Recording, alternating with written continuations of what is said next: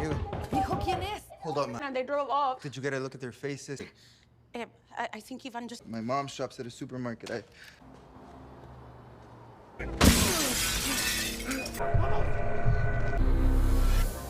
At the start of the show, Dante is shown venting at the gym and attempting to distance himself from everything, much to his mother's dismay.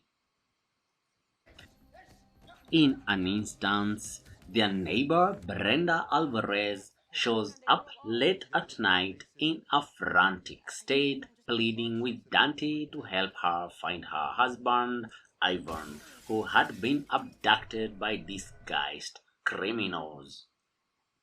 She is questioned by Dante about whether Ivan, the proprietor of a nearby grocery, was involved in any dubious activities. The notion offends Brenda, who points out that Dante has known Ivan to be a kind man for quite some time. He even frequently played basketball with their child. Dante is a little embarrassed since he finds it difficult to relate to his personal life in his current mental condition. Brenda tells him that she has called 911 but has not yet gotten assistance. Additionally, they discover that money was just taken out of her husband's account. Since the amount is less than the ATM's daily limit, Dante is able to determine the whereabouts of the criminals.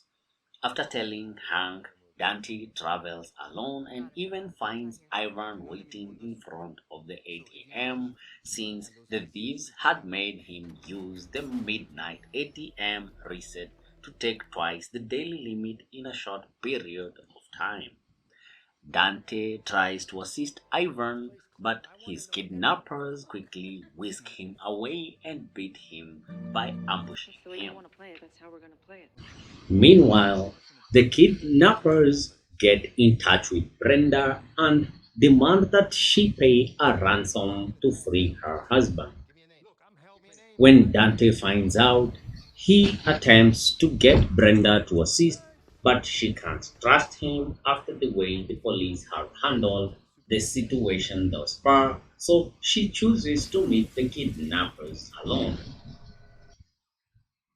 At the ransom rendezvous point, Dante confronts one of the criminals and shoots him to death after he, Hank, and the other members of the intelligence team decide to pursue Brenda nevertheless. Atwater tells Dante that they have caught the getaway driver who is working with the kidnapper, which is a major breakthrough in the case.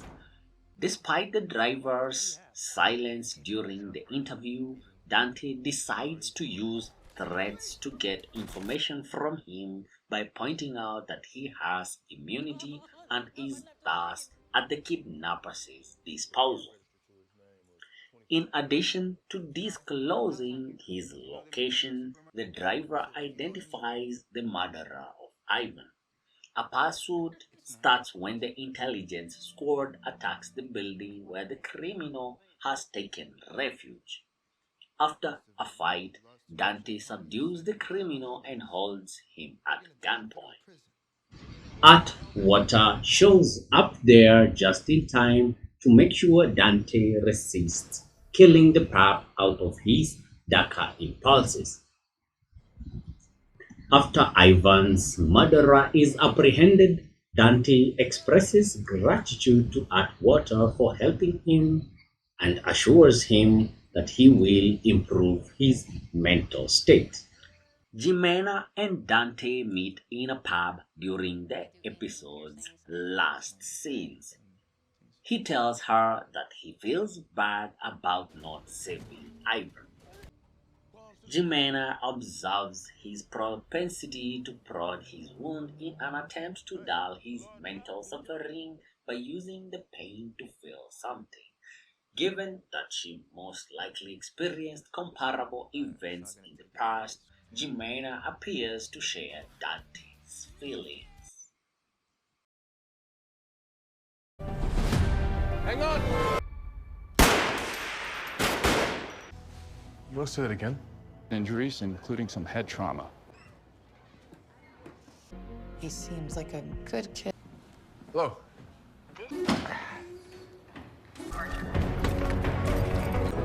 Top squad, let's establish a...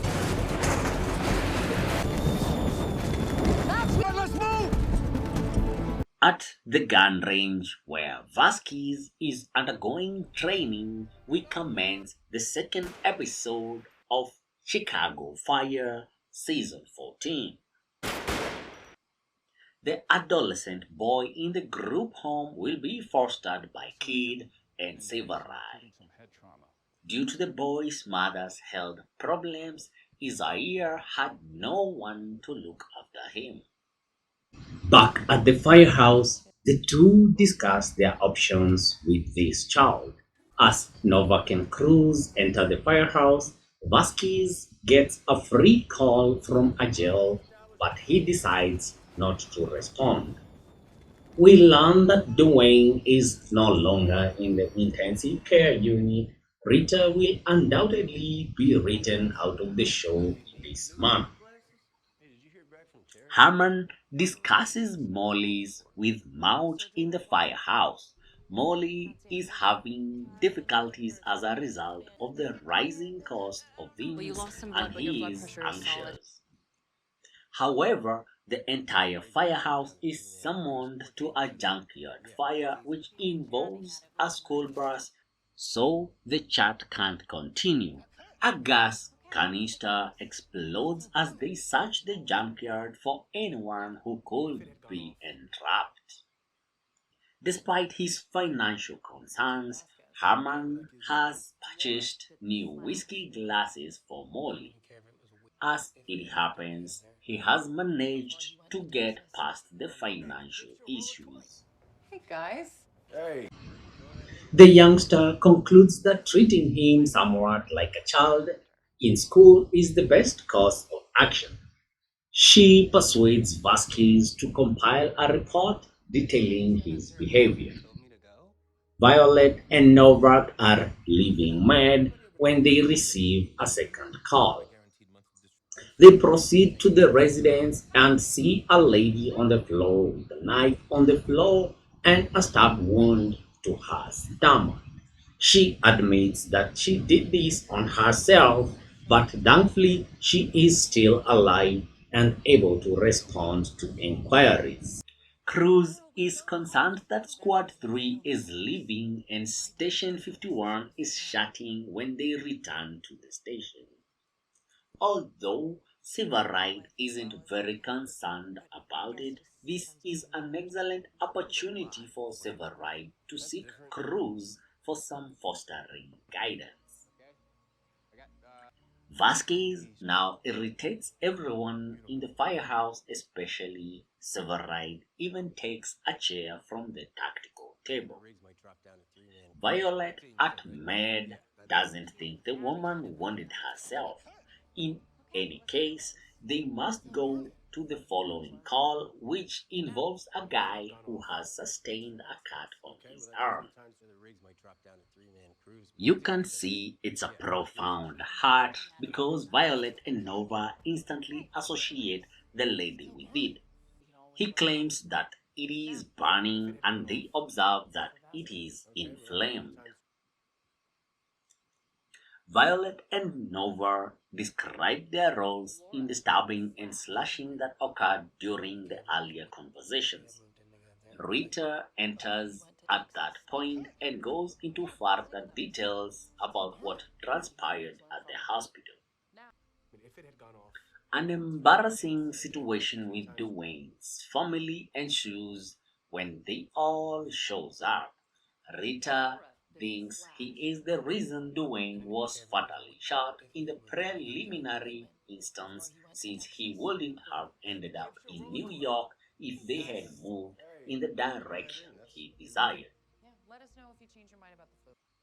Hammond's scheme blows up at Molly's. As anticipated, everyone is aware that he has defrauded them of their alcohol. Isaiah is welcomed into Kid and Severite's house. In the meantime, a phone call wakes Vasquez awake in the middle of the night at his residence. We find out that it's his father when he answers this call, which comes from another jail system.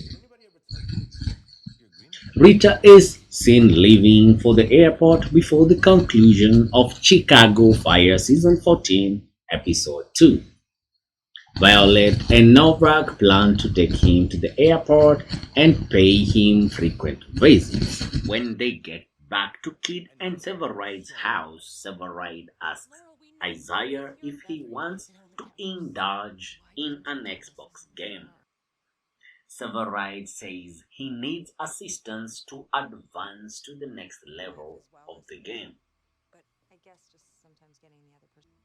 When Girardi, the man from the shooting range, arrives at the firehouse, Vasquez is working on the fire engine. He brings up his father in an attempt to retract his remarks on Vasquez's family. Mitch, it's not yours. Really in the denial stage of grief. Now, as a first timer, it can be. No ship. So no wedding bow? Thing though, yo, goat. Okay, look, all kidding aside, you got to admit, though, I mean, come on, it's Some leg pain. And Well, they look Dr. Halstead? Which room's open?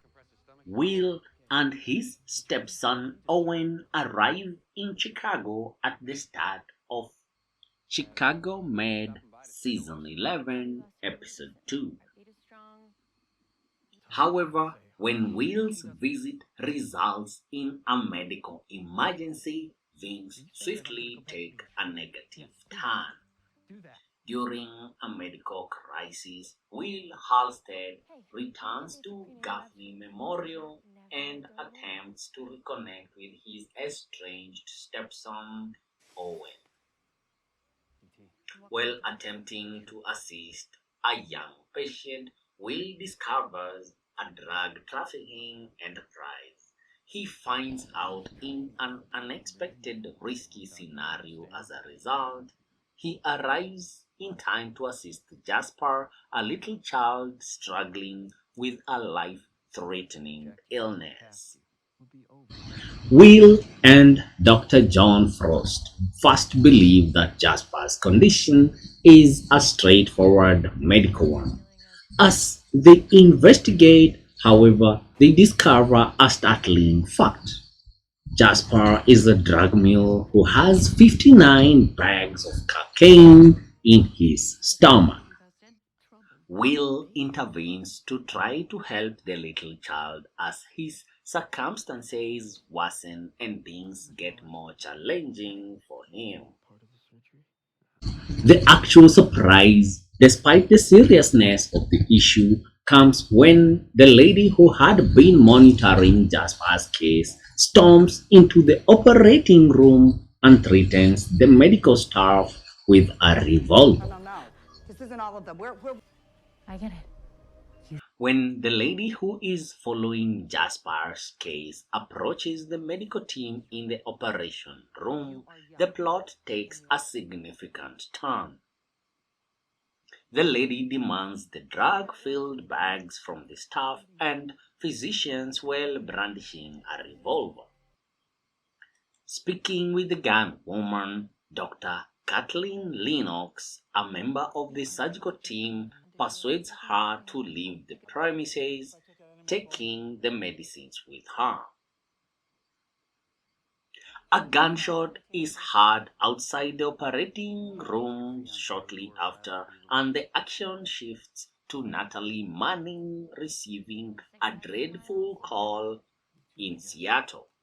At the end of the episode, Owen gets shot in the hospital. The episode concludes with Sharon Godwin telling Natalie that Owen has been shot, leaving Owen's destiny unclear. If you love what we are doing here at OKTV today, bringing you the latest episodes and recaps of your favorite shows, kindly subscribe and leave a comment and share our videos and drop a like as well. It really does push our channel and helps us grow.